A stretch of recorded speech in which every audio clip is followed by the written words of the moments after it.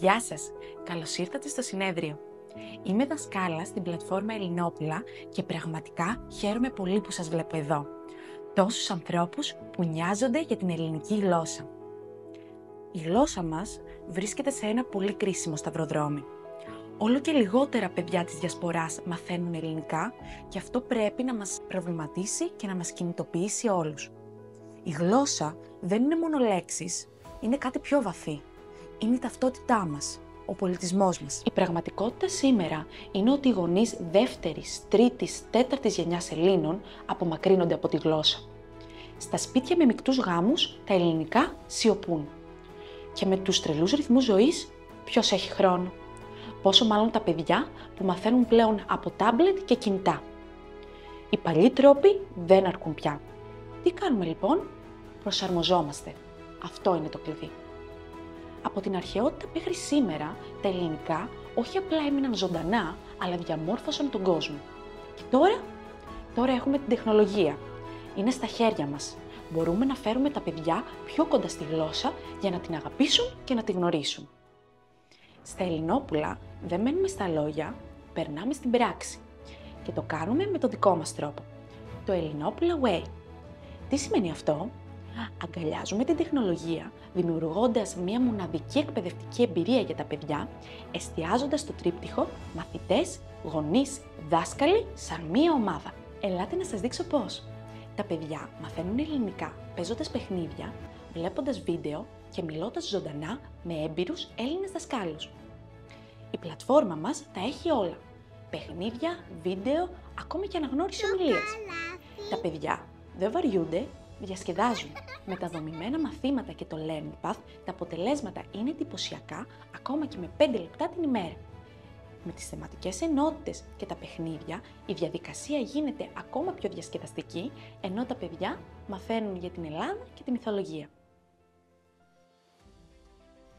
Για τους γονείς, έχουν τα πάντα στα χέρια τους. Το Parents Dashboard, μέσα από το οποίο αποκτούν πρόσβαση σε αναφορές σχετικά με την πρόοδο των παιδιών τους, διαδικτυακές συναντήσεις με τους δασκάλους για την πρόοδο των παιδιών στις τάξεις και μια ομάδα υποστήριξης για κάθε απορία ανά πάσα στιγμή. Είμαι πάρα πολύ ευχαριστημένη. Ο γιος μου έχει προχωρήσει πάρα πολύ με γραμματική, με ομιλία. Εγώ ξαφνιάστηκα, αυτό το πω. Μετά, μέσα σε 3 μήνες ακουγόταν η ελληνική γλώσσα μέσα στο σπίτι μας. Στο σημείο κατάλαβα ότι κάτι σημαντικό γίνεται εδώ πέρα, κάτι ωραίο.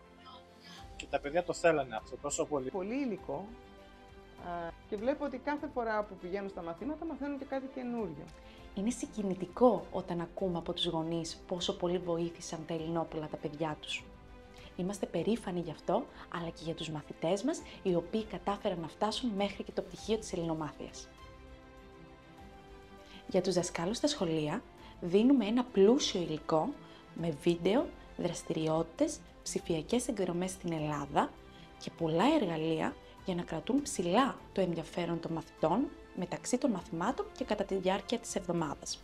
Αξιοποιούμε τα μέσα που αγαπούν τα παιδιά για την εκμάθηση και την υποβολή εργασιών και έτσι απελευθερώνεται περισσότερος χρόνος για τους δασκάλους, κάνοντας τη διδασκαλία ακόμα πιο ευχάριστη, αποτελεσματική και εύκολη. Αγαπητοί φίλοι, συνεργάτες και συνάδελφοι, η ελληνική γλώσσα είναι η κληρονομιά μας, η ταυτότητά μας, είναι το δώρο του ελληνικού πολιτισμού στον κόσμο. Είμαστε εμείς, γονείς, δάσκαλοι, μαθητές, οι ζωντανοί πρέσβεις του ελληνισμού. Ως ακαδημαϊκή διευθύντρια στα Ελληνόπουλα, χαίρομαι πολύ που οι μαθητές μας, εκτός από την ελληνική γλώσσα, μαθαίνουν για τον ελληνισμό, τις παραδόσεις και τις ελληνικές διαχρονικές αξίες, όπως είναι ο ηρωισμός, η φιλοξενία, η δημοκρατία και η αδελφοσύνη. Με τη δύναμη της τεχνολογίας και της καινοτομίας στα Ελληνόπουλα, μπορούμε να δώσουμε στα παιδιά μας αυτό το σπουδαίο θησαυρό που είναι η ελληνική γλώσσα και ο ελληνισμός. Γι' αυτό το λόγο σας καλώ να πορευτούμε μαζί σε αυτό το ταξίδι. Από Καναδά. Καλησπέρα από το Βέλγιο. Καλησπέρα από το Βουκουρέστι. Γερμανία. Καλημέρα και Νέα Υόρκη. Μου αρέσει να μιλάω ελληνικά γιατί είμαι Ελληνόπουλο. Γιατί αγαπώ την Ελλάδα. Είναι η γλώσσα της καρδιάς.